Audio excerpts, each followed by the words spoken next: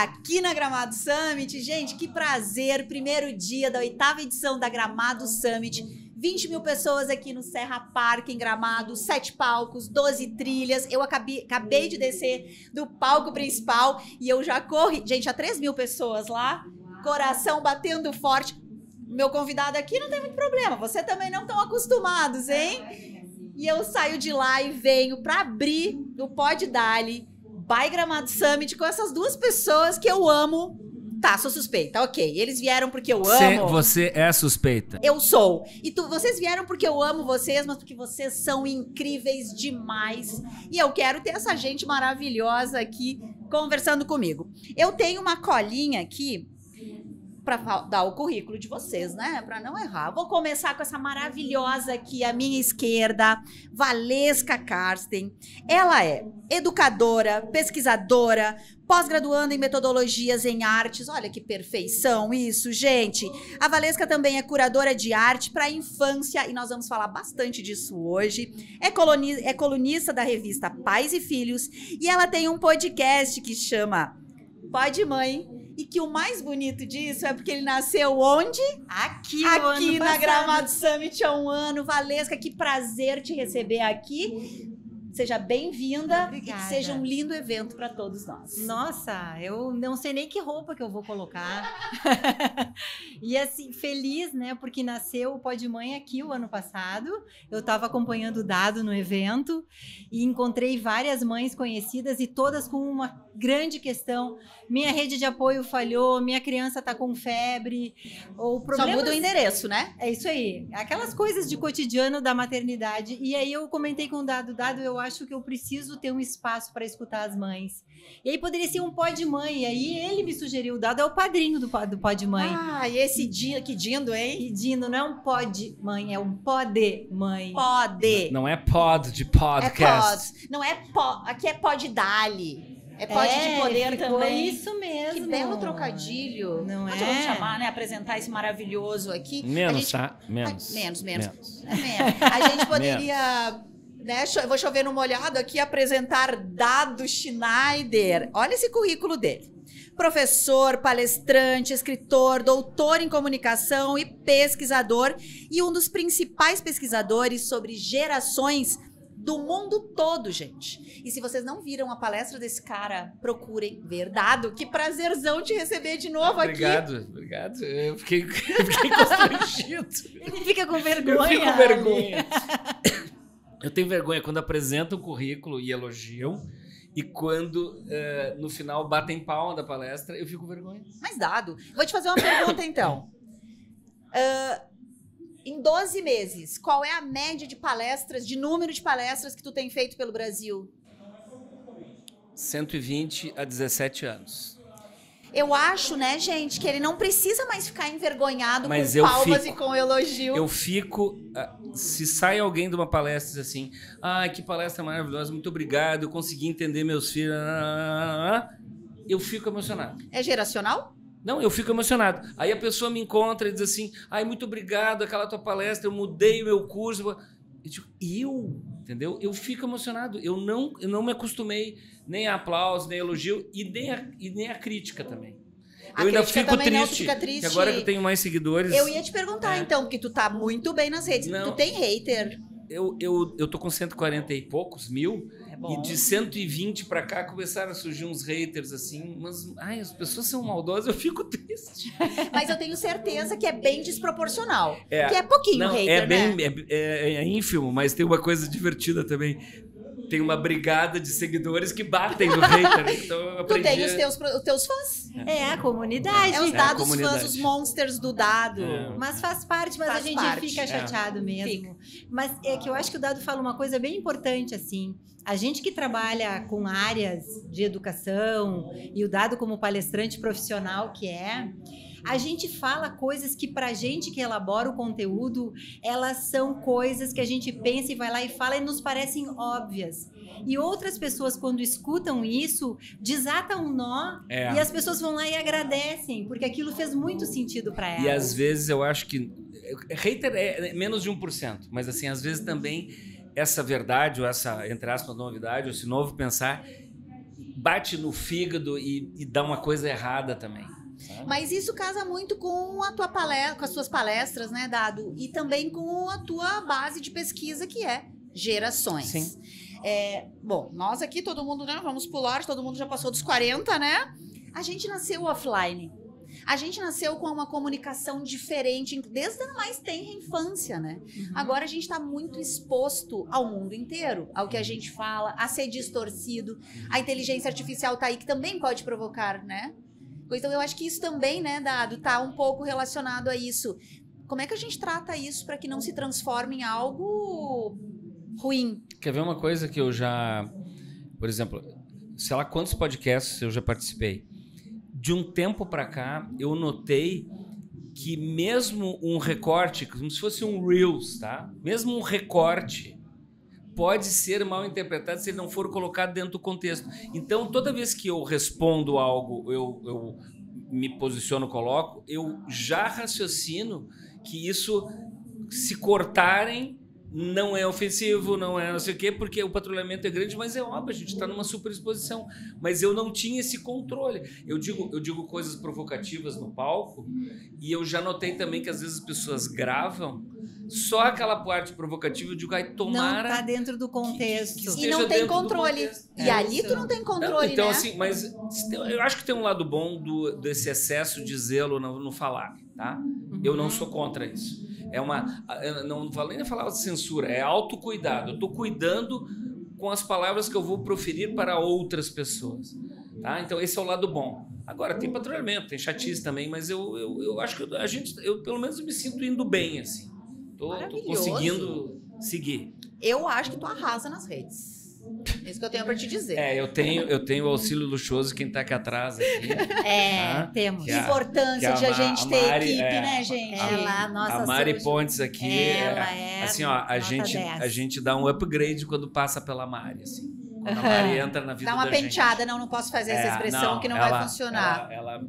Você tá gravando isso aí? A gente melhora depois que a Mari entra profissionalmente na vida da gente. Maravilhosa, a Mari. Viu? Precisamos de Maris. Eu coloquei o profissionalmente, porque senão eles vão pensar que tá... isso. E a Mari, ontem eu fiquei o dia inteiro trocando coisas com ela. Chegou de noite, eu falei, Mari, eu vou dizer uma coisa pra ti, que eu falo pros mais caros, as pessoas mais queridas à minha volta. Eu te dou todo o meu baúzinho das coisas que eu fui comprando ao longo da minha vida. Se tu não fosse minha, eu trocava pelo meu baúzinho, que é Olha, baúzinho. Gente, baúzinho aí, hein? Foi uma declaração de amor pra Mari. É uma declaração de amor. Mas ela é muito Mas eu tô querida. olhando pra Mari, e a Mari tem cara de Gen Z, geração Z, né? Ela é híbrida, ela tá entre Z e Millennial, mas ela é, às vezes, Baby Boomer. Ah, é? A gente tem uma expressão que é jovelha.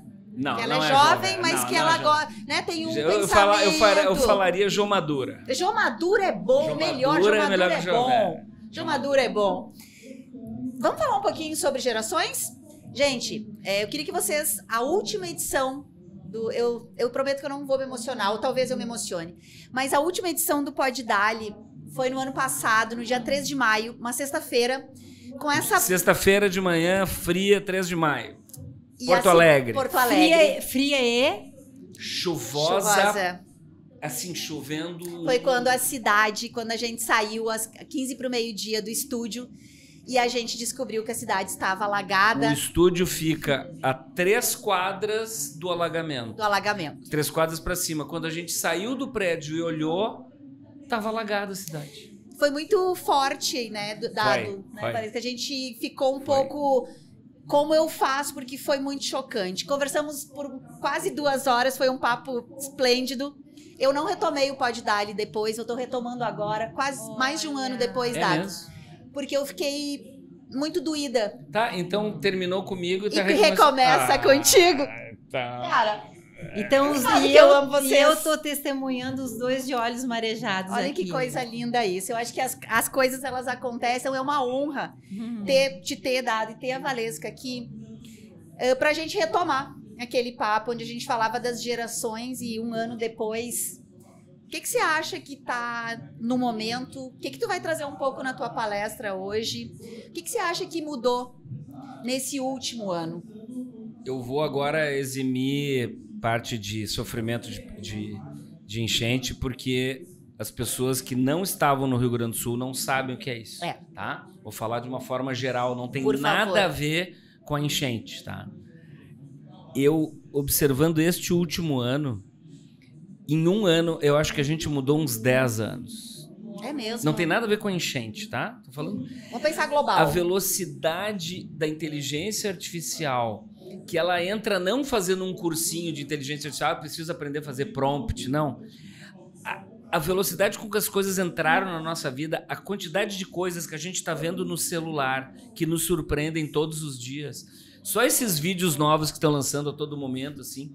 Aí, a rapidez com que pessoas de todas as idades começaram a fazer o seu eu bebê com a ajuda de IA, sabe? A viralização dessas coisas.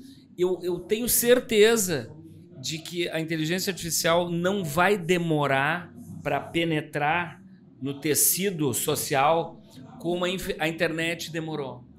É mesmo. A velocidade é muito maior. Então eu acho que nós somos outro tipo de gente um ano depois. Nossa, que forte. E daqui um ano nós vamos ser outro tipo de gente. Que forte. E aí eu tô reforçando um conceito meu aqui. Claro que a gente ainda vai usar a classificação das gerações. Tô me estendendo, mas é só para terminar. A gente vai ainda usar a classificação das gerações para efeitos até de políticas públicas, de estratégias de marketing, etc. Mas lá no século XX as gerações tinham de 20 a 25 anos cada uma, né?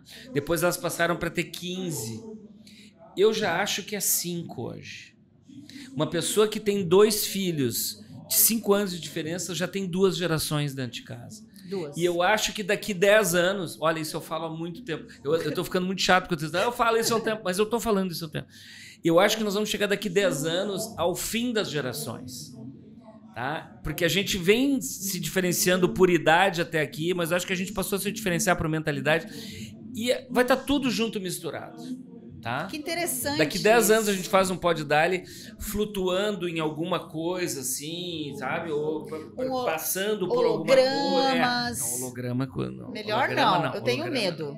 Não, holograma pode falar uma outra tecnologia. Mas assim, eu acho que nós vamos chegar a essa conclusão daqui uns 10, 15 anos. Acabou as gerações. Porque as pessoas vão durar 150 anos, 120 anos. Por exemplo, pode ser que uma pessoa de 60 dure 150 e uma pessoa de 30 dure só 120, dependendo da genética, do que fez consigo. Mas aí eu vou puxar a brasa pro Então agora eu terminei o meu discurso, mas eu acho assim, tá tudo rápido demais. Eu não tô reclamando da rapidez, eu tô falando isso. Eu tenho um slide que diz assim, mudança, velocidade da mudança, aceleração da velocidade da mudança. Eu falo isso há 15 anos, tá? Mas assim, eu acho que tá tudo muito rápido. E se a gente não para observar, a gente vai perdendo. Queria trazer a Valesca, que é especialista, nossa especialista aqui na infância. Sim. Porque a impressão que eu tenho, Valesca, que me corrija se essa é uma leitura equivocada minha, que a gente o mundo acaba se preocupando mais, um foco maior nas crianças e nessa toda loucura que vivemos, o mundo digital e tudo, mas quando ele tá mais lá perto dos 15, quando tá mais próximo, quando tá mais nas suas vontades, quando tá mais próximo do mercado de trabalho. Mas essa discussão precisa ser desde bebê, desde dentro de casa. A gente pode até trazer aqui a discussão, dar ou não dar telas para os filhos, né? Em que momento que a gente deve... Valesca, como é que a gente junta isso tudo que o Dado está trazendo e esse olhar para as nossas crianças que amanhã já serão os adultos? E não tem como estar na Gramado Summit pensando em empreendedorismo sem pensar na infância, que é o futuro.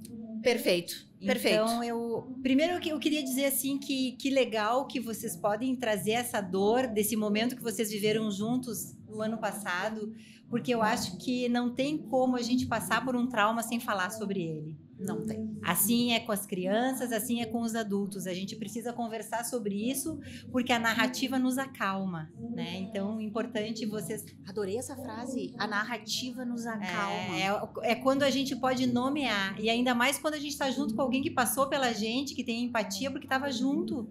Então, isso que vocês falam vai fazer muito sentido para as pessoas pensar também sobre isso. E que bom que depois da tempestade vem a bonança e que, quiçá, teremos anos melhores, mais sustentáveis, né? Que não tem como a gente não falar sobre isso. Eu concordo com o Dado, eu sinto a aceleração da mudança nas gerações que eu convivo há mais de 30 anos na escola, mas eu tenho uma coisa para dizer, que o tempo da infância esse é irrecuperável. Eu adoro quando ela fala isso. Sabe, porque assim, tudo tá acontecendo nas gerações, mas quando ela fala isso, é exatamente isso. Aquilo ali é imutável. Se eu com 30 anos vou durar 50 anos com 30 anos, ou eu com 60, que agora eu tenho, vou durar 40 anos com 60, porque eu posso, né? Se eu quiser, né? Não fisicamente, mas com vício mental, eu adoro. Repete isso. Repete. O tempo da infância é irrecuperável. E o território da infância, como diz ali a Luft, é um território que a gente pisa toda a vida. Quantas memórias afetivas que permeiam a nossa cabeça, que fazem sentido nas escolhas que a gente vai fazer. Nossa, e quantos traumas que a gente carrega às vezes sem saber. Sim, porque também tem a parte que falam sobre a infância como a perfeição do tempo. Eu acho que a infância é duríssima. São etapas que a gente sente muito medo, são etapas dos primeiros filhos quando os pais são muito jovens e tem tantas coisas para conquistar. E são crianças permeadas pelos silêncios do que não é dito, e essas crianças ficam com muitas fantasias, com muitos fantasmas mesmo. Que bom que tem a literatura, que tem profissionais que podem acolher. Eu acho que com essa aceleração toda, eu vejo a família, e principalmente as mães, precisando de muita ajuda. A famosa rede de apoio. Precisando de ajuda de quem as escute, sabe? Porque não é, sim, a gravidez, o nascimento, o puerpério, dar conta de uma criança, é perrengue, sabe?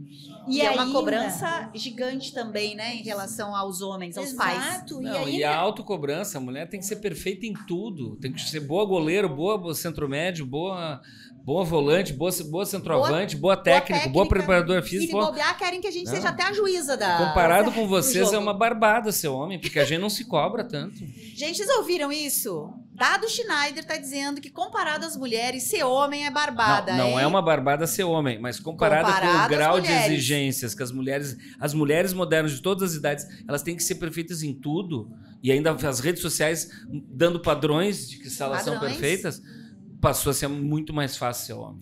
E outra, né, Dado, tu que acompanha tanta gente, conversa com gente do Brasil inteiro, ainda é muito desigual o quanto os homens ajudam, os pais ajudam as mães, sabe? É que a ajuda de homem é celebrada. É que não é pra... Pensa que loucura isso. Não é pra ser ajuda. É pra ser divisão. Meio a meio, né? Exato. Isso, então... Ontem eu lavei a louça. Opa! Palma! Então... Espera que eu vou te dar uma medalha aqui que lavou a sua louça. Não é por nada que muitas mulheres preferem ficar sozinhas, né? E é uma tendência que a gente vem, né, vendo muito, assim, recente. Eu queria trazê-los também para a gente conectar ainda mais aqui com a Gramado Summit, todos esses temas que a gente está trazendo. Bom, Valesca já contou, o pó de mãe, o pó de mãe nasce aqui, tem um motivo, tem um porquê. Dado quantas vezes tu já palestrou em Gramado Summit? Só tem 8 edições. Acho que essa é a 6ª. Conhece Teve bem uma ou esse duas evento, que eu não né? palestrei. Qual que tu acha a importância, como é que tu vê a importância de um evento de inovação como a Gramado Summit e outros tantos que a gente tem no Brasil, né? Vocês palestraram recentemente na BET, que é o maior da educação, que é importantíssimo. São Paulo, BET Educar. São Paulo, BET Educar. Realmente para essa formação desses jovens e dessas crianças e também da preparação dessas mães que podem empreender, desses pais. Esse ambiente... A gente treme quando a gente entra aqui, né? Treme. Eu vou passar a pergunta para a Valesca, porque a Valesca estreou na Gramado Summit o ano passado. Então fala aí. É mesmo? Que estreia maravilhosa, gente. Me conta, Valesca. Vê só, eu sou, assim, minha atividade principal é ser dona e diretora de uma escola, né? Então, assim, eu tava no meu habitat, que há 30 anos eu vou lá todo dia. Começar a ir nesses eventos disruptivos de inovação, empreendedorismo, é como se eu tivesse incluída numa linguagem onde eu posso dialogar com os pais dessa geração. Então, eu faço com os pais quando eu falo pai e mãe e pai. Então, eu trago para a escola essa visão de futuro. E isso repercute na curadoria da escola. Porque olha só, as conexões. Uma coisa passa para outra. O tipo de literatura com as crianças, as coisas de tecnologia. Porque, assim, eu escutei isso numa palestra que eu fui na semana passada, que a gente está vivendo um momento da revolução digital. Teve a revolução industrial e agora é a revolução digital. E chegou um momento onde parou as telas porque estava demais. Então, houve um movimento de proibição. Mas a tecnologia existe e o que eu acho, na minha opinião como educadora, é que uma criança não pode estar à mercê do algoritmo. Mas a criança com a supervisão do pai e da mãe, como assim que ela não vai poder assistir um filme? Fragmentar um filme em vários momentos. Ou até usar a tela para fazer um trabalho escolar. O trabalho escolar usar e é o que já está acontecendo. Exato. Porque senão a gente retira eles da realidade. Mas é a cara do Brasil, né? E pode tudo e um dia, a partir dali, não pode mais nada. Mas é a cara do Brasil. É a cara do Brasil. Então, eu acho que o que precisa a gente conversar sobre isso, como precisamos conversar sobre tudo, e ter o meio termo, onde os pais também possam escutar suas realidades. Às vezes eu fico pensando como um pai, uma mãe, que trabalha com tecnologia da informação, que são muitos profissionais, com essa demonização das telas, como que eles se sentem? Eu acho que esse é um dos grandes pontos de interrogação em cima da cabeça dos pais, né? E das crianças. E das crianças como muito... assim? É a profissão do meu pai? Não, e uma outra coisa. Da minha mãe? Os pais não largam o celular, quase não olham mais para os filhos. Isso é maravilhoso. Não se ofenda. Pode ser que você não seja assim, mas na média que eu pesquiso é. Aí eles dizem para a criança, larga o celular. Bom, larga o celular, filho. Larga o celular, filho, sem olhar para ele. Né? Então, assim... Eu quero só falar uma coisa do Gramado Summit. Eu tava falando agora, te assistindo no... Tu me assistiu? Ali não. Ainda bem que eu não vi. E... eu ia ficar muito nervosa, né? Tu já tava nervosa, Ali. Já estava mais nervosa. Mas eu quero saber depois, tu conta pra nós sobre o que tu falou. Eu tava falando com duas pessoas que não tinham vindo ainda. E o cara disse assim, meu Deus, que eventaço. Eu digo, eu giro nos grandes eventos. Não vou em todos, mas na maioria dos grandes eventos eu estou presente. Este evento se cacifou e se catapultou a ser um dos grandes eventos. Porque tem uma coisa, vem gente do Brasil inteiro, porque tem a sedução da América Latina também, assim, né? E a quarta, quinta e sexta tem a sedução de esticar o fim de semana em Gramado. Férias. Então, assim, ó, eu vou ao palestra no Brasil todo e vira e mexe tem alguém nos lugares mais longínquos. Eu tava lá na sua palestra da Gramado Summit e o mais legal é que eu digo, eu também tava. Eu também.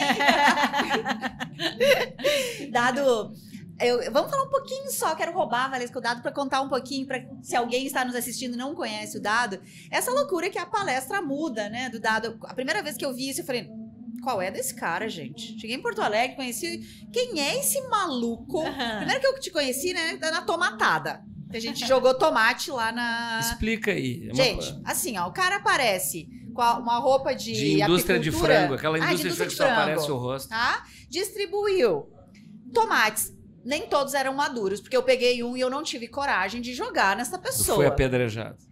E a gente jogou tomate nele num evento, lá na ESPM. Foi assim que eu conheci Dado. Aí depois veio palestra muda. Como? Se é uma palestra, como que é muda? Então me conta um pouquinho de onde veio essa ideia da palestra muda. E por que tu consegue tanta atenção de um público como aqui, de 3 mil pessoas prestando atenção em você numa palestra muda. Sala de aula, ESPM, Porto Alegre, 2001. As pessoas com o Nokiazinho, você que é mais moço não sabe, a gente usava um Nokia pequenininho, fininho assim, preto, que para digitar a letra Z apertava 4 vezes. 4. A gente só mandava torpedo e falava, tá? Aí Para apertar uma letra e aparecer quantas vezes? 4 vezes para aparecer o Z. Tá? Não sei como sobrevivemos. E a gente, aí a aula é assim, tem um monte de gente bagunçando aqui, a gente diz, meninos, fiquem quietos. Aí tem uns 4 ou 5 lá no fundo. O fundão, fundão. Pessoal, fica quieto. Aí o que eu vi? 2001. Uma pessoa aqui na frente fazendo assim, ó, sacudindo o corpo só, silenciosamente, e ninguém em volta dela vendo, fazendo nada. E uma pessoa lá no fundo da sala fazendo a mesma coisa. Eu digo, eles estão mandando torpedo. Eu digo, acabou a aula. E eu digo, como é que eu acabo com essa dispersão? Olha, torpedo! Tem gente que tá nos ouvindo que nem sabe o que é não torpedo. Não era internet, não era redes sociais, era um torpedo. É o atual SMS. Aí eu escureci a sala de aula, botei uma música assim, pá, pá, pá. E o meu texto eu coloquei nos slides.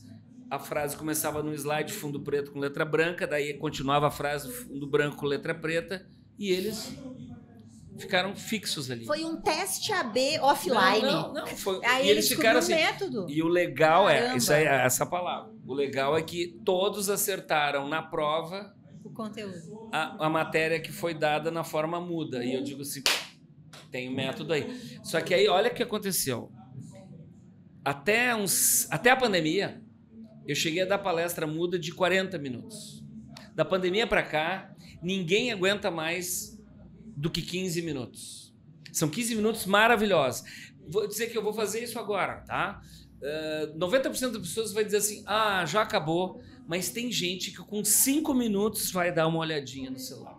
Mesmo assim, eu consigo ter atenção total. As pessoas não tocaram no celular porque eu não tô falando, né? Dado, deixa eu te perguntar uma coisa que eu tenho curiosidade, e porque assim, o teu repertório musical da palestra muda, ele é bem eclético. Sim. Onde que você pega essas músicas? Quem é a tua inspiração? Eu vou confessar, assim, ela dava mais trabalho porque eu botava uma música para cada trecho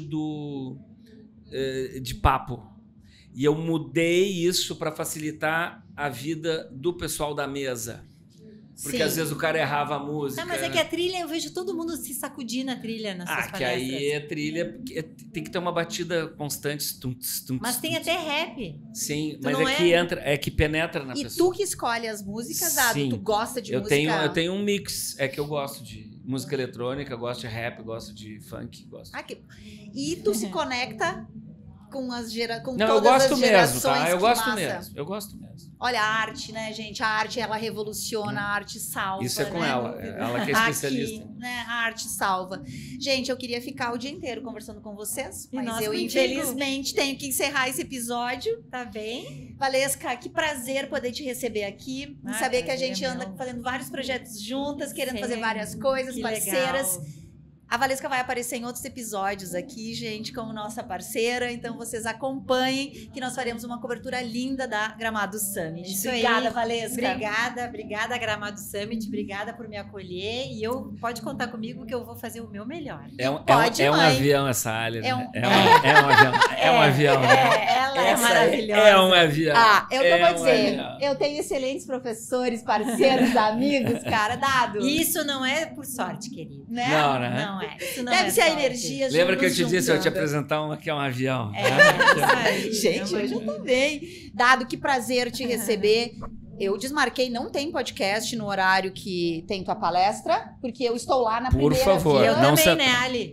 E você, muito. Também, né? Eu trouxe muitos amigos e amigas, eu fiz um movimento, eu trouxe mais de 10 amigas que são empreendedoras aqui do sul do Brasil. Eu fiz questão que elas viessem e eu botei no calendário de todas elas que elas precisam assistir ao Dado. Que responsa. Por responsa, estaremos todas lá. E Dado, muito, muito, muito obrigado por essa tua generosidade do tamanho do mundo. Muito obrigado. E a vocês, continuem nos acompanhando, que vai ter toda a cobertura, um monte de entrevista legal. E nos vemos no próximo episódio. Um beijo. Pode dar, Ali. Vai, Gramado Summit.